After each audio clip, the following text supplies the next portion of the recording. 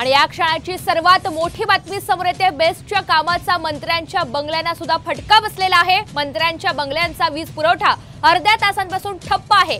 बेस्टच्या तांत्रिक कामामुळे आता मंत्र्यांच्या बंगल्याची बत्ती सुद्धा गुल झाल्याचं चित्र पाहायला मिळत आहे। अतिशय मोठी घडामोड, बेस्टच्या कामाचा मंत्र्यांच्या बंगल्यांना सुद्धा फटका बसलेला आहे। मंत्र्यांच्या बंगल्यांचा वीज पुरवठा अर्ध्या तासापासून ठप्प आहे। बेस्टच्या तांत्रिक कामामुळे मंत्र्यांच्या बंगल्यांची बत्ती सुद्धा गुल झाल्याचं चित्र मुंबईमध्ये पाहायला मिळत आहे।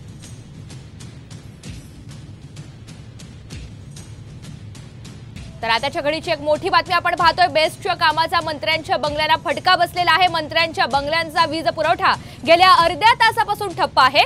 बेस्टच्या तांत्रिक कामामुळे मंत्र्यांची बंगल्याची बत्ती सुद्धा गुल झाल्याचं चित्र आहे। अधिकची माहिती आपल्याला सुनील काळे देत आहे। सुनील, आपण पाहतोय बेस्टच्या कामाचा मंत्र्यांच्या बंगल्यांना सुद्धा फटका बसलेला आहे, काय एकंदरीत अपडेट्स आहेत?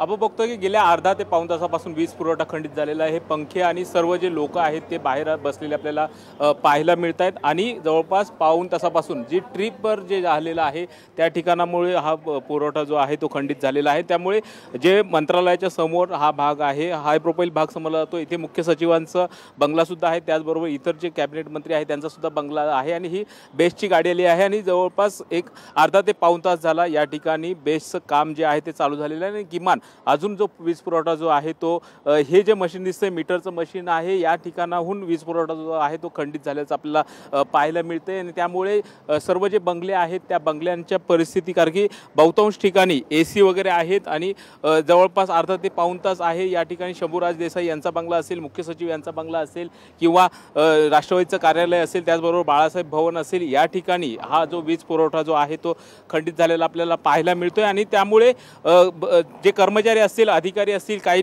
जे मंत्री असतील त्यांचं सुद्धा नुकसान जे आहे ते झालेलं आपल्याला पाहायला मिळते, कारण की त्यांना सुद्धा याचा फटका बसलेला दिसत आहे। आणि इथे आपण बघतोय की हा रायगड जो आहे तो रवींद्र चव्हाण यांचा बंगला आहे, तर चंद्रकांत पाटील यांचा सुद्धा या बंगला जो आहे तो या ठिकाणी आपल्याला पाहायला मिळतोय। त्यामुळे कुठेतरी फटका जो आहे तो मंत्रालयाच्या आवारातल्या भागामध्ये, मंत्र्यांच्या भागामध्ये बसलेला आपल्याला पाहायला मिळतोय। पंखे जे आहेत ते सुद्धा बंद झालेले आपल्याला पाहायला मिळत आहेत। तर या बंगल्यांसोबतच इतरही काही कार्यालयांना याचा फटका बसलेला आहे। सुनील, बेस्टची ही तांत्रिक कामं किती वेळात पूर्ण होऊ शकतील, काय अधिकचे अपडेट्स आहेत या संदर्भातले?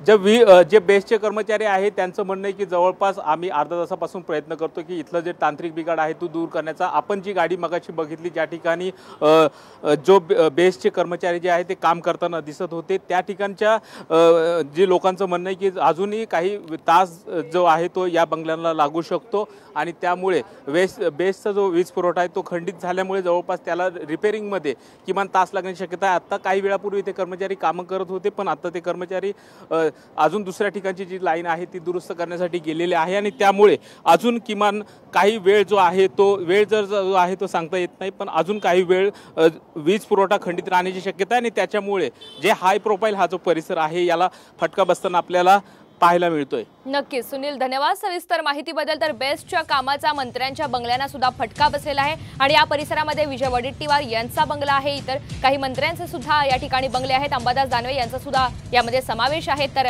या सगळ्या मंत्र्यांना सुद्धा आता याचा फटका बसल्याचं चित्र आहे। अदिती तटकरे यांचा सुद्धा या परिसरामध्ये बंगला आहे, हसन मुश्रीफ यांचाही या ठिकाणी बंगला आहे आणि या मंत्र्यांच्या बंगल्यांची बत्ती गुल झालेली आहे। बेस्टच्या तांत्रिक कामामुळे मंत्र्यांच्या बंगल्यांची बत्ती गुल झाल्याचं चित्र या ठिकाणी पाहायला मिळत आहे। बेस्टच्या कामाचा मंत्र्यांच्या बंगल्यांना सुद्धा फटका बसलेला आहे। गेल्या अर्ध्या ते एक तासापासून या ठिकाणी काम सुरू आहे आणि याचाच फटका मंत्र्यांच्या बंगल्यांना सुद्धा बसलेला आहे। या परिसरामध्ये विविध कार्यालय सुद्धा आहेत, शासकीय तसंच खासगी कार्यालय मोठ्या प्रमाणात आहेत आणि त्यांना सुद्धा याचा काहीसा फटका सहन करावा लागतोय।